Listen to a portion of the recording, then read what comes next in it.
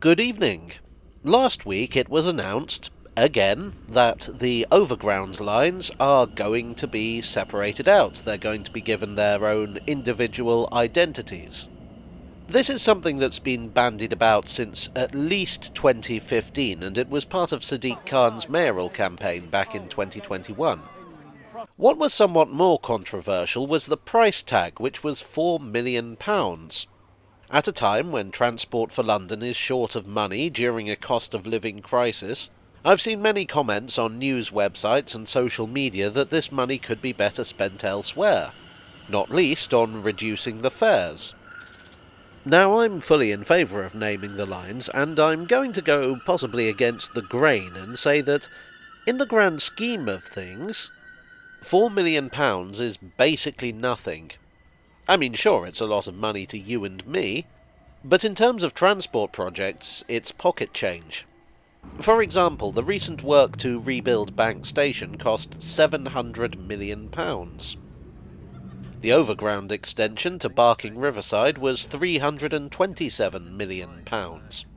The recent order of 43 new trains for the Docklands Light Railway was £350 million, and in other words, £4 million would be slightly less than half of one DLR train.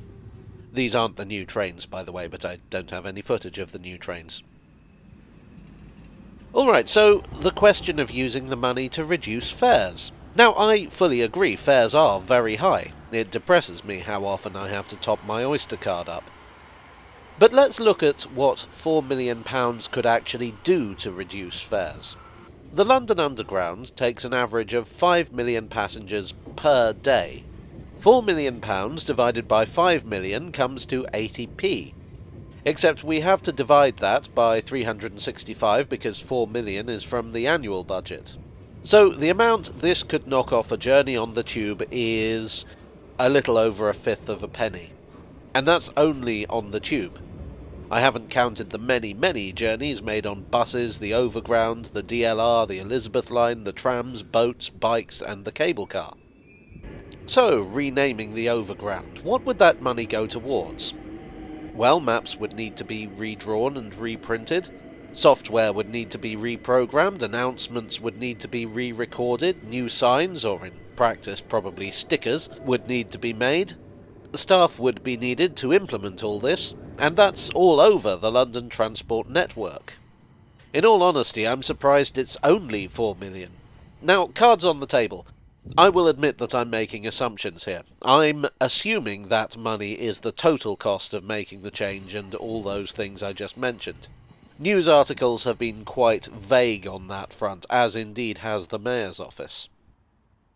Now, the obvious question you may be asking here is, why do the lines need naming?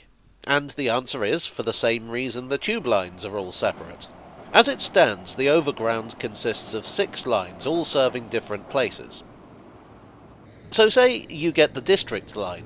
You can change to the Overground at Richmond, Kew Gardens, Gunnersbury, West Brompton, Whitechapel, Kensington Olympia, Barking and Upminster.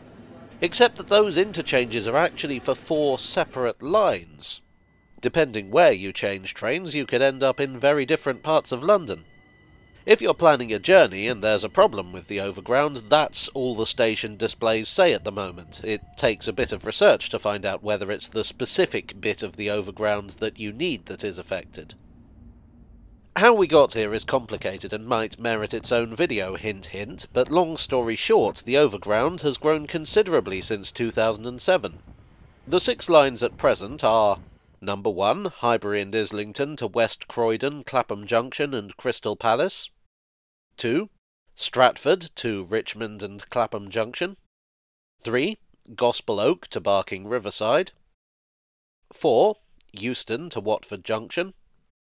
5, Liverpool Street to Enfield Town, Cheshunt and Chingford. And finally, the little Romford to Upminster line.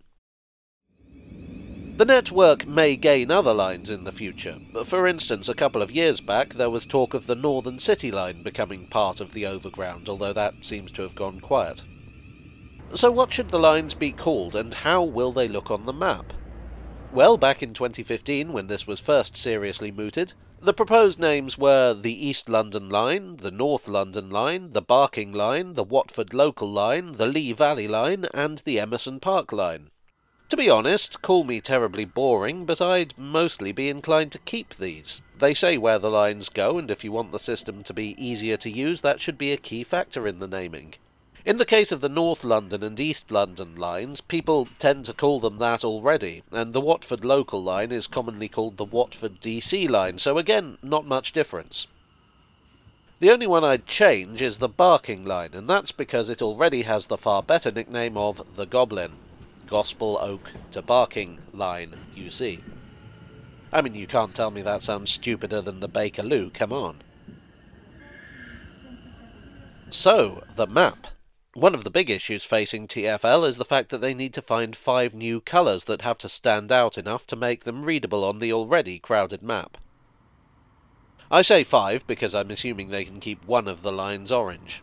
What distinctive colours haven't already been taken? Maybe gold? Lilac, perhaps?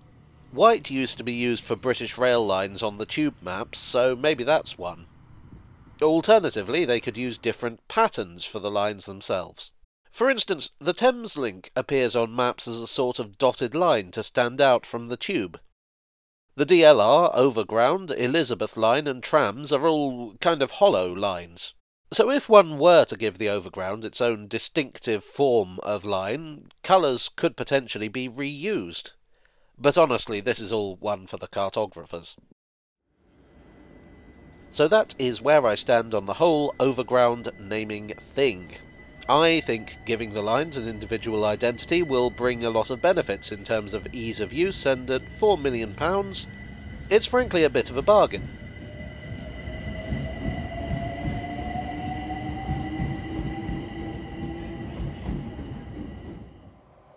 Well, I do hope you enjoyed this video. I'll admit it was slightly hastily put together, so apologies for that. Nevertheless, if you did enjoy it, I'd be jolly grateful if you'd leave a like and perhaps consider subscribing for more. I'd like as ever to thank my donors on Ko-fi, on Patreon and here on YouTube for your ever-generous support.